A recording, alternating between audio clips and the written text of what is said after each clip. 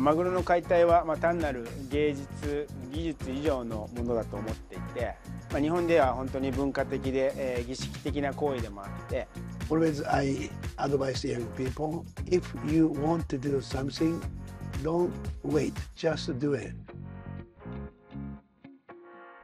Hello, welcome to Qatar 365 with me, Adil Halim. On this episode, we take you on a culinary journey that's sure to tantalize your taste buds. I sat down with the world-renowned namesake of the iconic Nobu brand, Chef Nobu himself. And Joanna Hughes joins a tasting tour in Souq Waqif to take a bite out of the best breakfast options on offer. But first, Laila Humaira went to Japanese restaurant Morimoto Doha, where she found out the art of tuna carving is anything but fishy. Kotaro Hayashi is a master sushi chef by day, but for tonight, he's also a culinary showman. This isn't Chef Kotaro's first rodeo. In fact, he's done this for years. So he's more than used to the bright lights, the audience, and coming face to face with a massive tuna. A crowd of excited diners are here to experience a rare form of live culinary entertainment, the Kai Tai ceremony, a Japanese tradition dating back centuries and passed down through generations of master chefs. The art of carving out a whole 150-kilogram tuna brings out the unique flavor of each part of the fish. And for Chef Kotaro, it's all about making the right cut. So, 解体っていう意味は、マグロを分解するっていう意味で、マグロを正確に解体する方法をゲストに、お客さんの目の前で、ショーを見せるっていう解体ショーですね。Since launching the first edition in 2022, the Kai Tai ceremony has become one of Morimoto Doha's marquee events, a clear crowd favorite. It's been very, very successful since then, and it just made sense for us and the team to continue on introducing it to our guests, bringing a bit of culture from Japan, and letting people know what it's been done in Japan and how can we translate that here in Doha. But bringing Kai Tai to Qatar is more than just about satisfying the taste buds. It's also about educating and appreciating a skill that can itself be considered a cultural heritage. マグロの解体は単なる芸術、技術以上のものだと思っていて、日本では本当に文化的で、儀式的な行為でもあって、特にクロマグロなんかは高く、世界中でも評価されて、高級品として、扱われていますけれども、食材への敬意と文化的知識を世界中に、共有することも含まれていると思います。In the winter, the price of tuna skyrockets, with a single 100-kilogram fish fetching up to $1 million. The tuna belly, or otoro, is the most coveted part. お腹ね、本当にお腹の部分っていうのは脂身が一番多くて、マグロの脂身っていうのは甘くて、美味しいとされてて、本当昔は、マグロの脂身なんかは皆さん捨ててたんですけれども。今現在は皆さんマグロの大トロが好きな方がいっぱいで、あまりにも脂っこい人は中トロが好きな方もいます。はい。And for Morimoto Doha, founded by the famous Iron chef Masaharu Morimoto, the restaurant hopes to continue the chef's vision to make food the ingredient that brings people together. Morimoto-san has always had in mind creating a bridge between the Japanese culture and the Western culture. I think the chandelier that we have just behind us is a prime example of that. And I think the menu of Morimoto is pretty much the same features, the same characteristics. Nobu. It's one of the most iconic restaurants in the world, and 2024 marked the brand's 30th anniversary. With more than 50 locations worldwide, including this one here in Qatar, Nobu's namesake, Nobuyuki Matsuhisa, is a world-renowned restaurateur, chef, businessman, and best-selling author. I got a chance to sit down with Chef Nobu during his recent visit to Doha. Chef Nobu, welcome to Doha. Thank you. You're here to host several exclusive events, from master classes to a 7-course menu curated by yourself. Now, why did you decide to stop here as part of your year-long celebration of 30 years of the Nobu brand? Well, it's like since 1994, so 30 years, amazing for me because time to fly. But between these 30 years, so we have like 56 Nobu around the world, including 5 continents. I'm so much proud we do it well, and all the teams, strong the teams, including Doha. So Middle East, it's growing so fast, and the people know it's good food too. Now, each Nobu location is very unique in its design.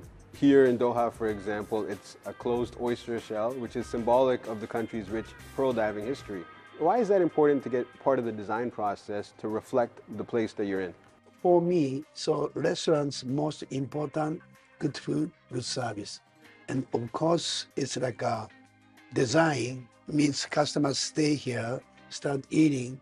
You can see the nice view and like a good space. It makes more feel comfortable.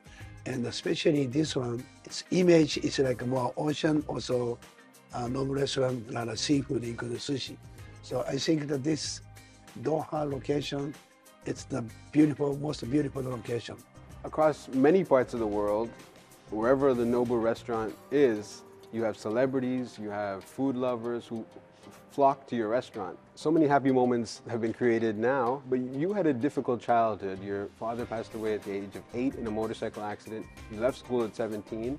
What kept you going to persevere? Always I advise young people, if you want to do something, don't wait, just do it. Even if make a mistake, so smart people learn from the mistake. I learned to more appreciate, love, and support, everything from my experience, learn from the mistake. Used to be the Japan, it's like a Japanese food, have to be this way. But my experience went to Peru, then traveling all over the world. So start my mind to change to more like a free. So my life and my experience changed my cooking style. Now I'm gonna get to join Chef Nobu in the kitchen. I'm really excited about this.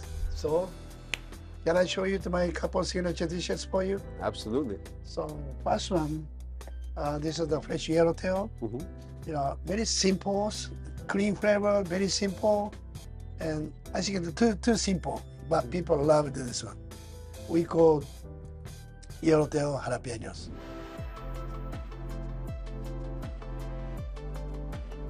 Try this one. Okay. So how to eat this? Like a piece of the cilantro on top, then rolling like this. Okay. Then dip sauce. You can eat it. You can use this chopstick. I'm left-handed. Tell me comment. Amazing. Yeah. So very light, very clean, Light. very simple. And a little bit of spice, not a lot. Yeah, Overwhelming. that's right. If you don't like the spicy, you can slice more thin, and but have to be each dish have to be some point, not like a soft, sour, and spicy. I like to order this kind of combination. This is like a Nobu style. From fine dining in Japanese cuisine to culinary delights closer to home, Joanna Hoos had an early wake-up call and joined a breakfast tasting tour right here in Souk Waqif. They say breakfast is the most important meal of the day, and in the Middle East, they quite literally don't take that lightly.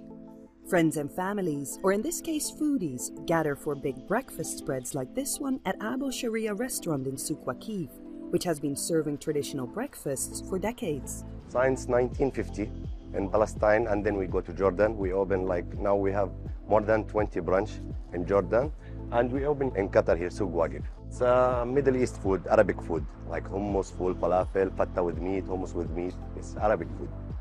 Arabic food is just one of the many cuisines that Terry Booth spotlights in his tasting tours.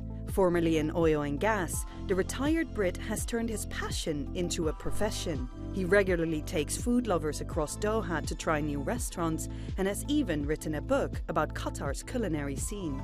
So I've been doing the tours for just under 3 years now, And it's not just a good foodie destination, it's a great food destination. The country claims to have approximately 95 different nationalities represented. Even in the souk here that you can walk around in 20-25 minutes, you can probably experience 35 different cuisines maybe. Stop 2 on the tasting tour is this hidden gem, Kebab Al Tayyab, one of the oldest traditional restaurants tucked away in the alleys of Souk Waqif.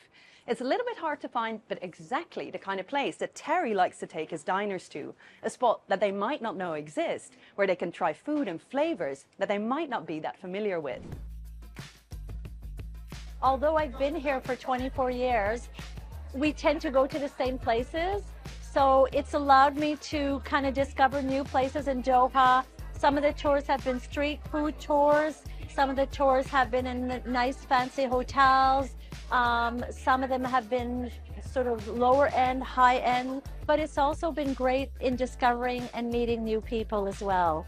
So when we started running tasting tours, we sort of evolved into tasting tour community. So I've only run, I think it's 78 events now, but I've had people who have been to 25, 30 of them. There's a lot of chit chat and chatter, old friends, new friends, and even people that decide to come on their own. But people are just there for good food, good conversation, and to have a nice time. Our bellies are full, but a tasting tour wouldn't be complete without a dessert. So we've come to Halwa Al Saigal for a coffee and a Qatari pastry to end a satisfying morning on an even sweeter note. I thought it was a great success. I've got business for these small restaurants, and they're trying somewhere new. The second restaurant we went to, at least half the group have said, I've walked past this place so many times and never gone in. They'll now go in. I think we did good today.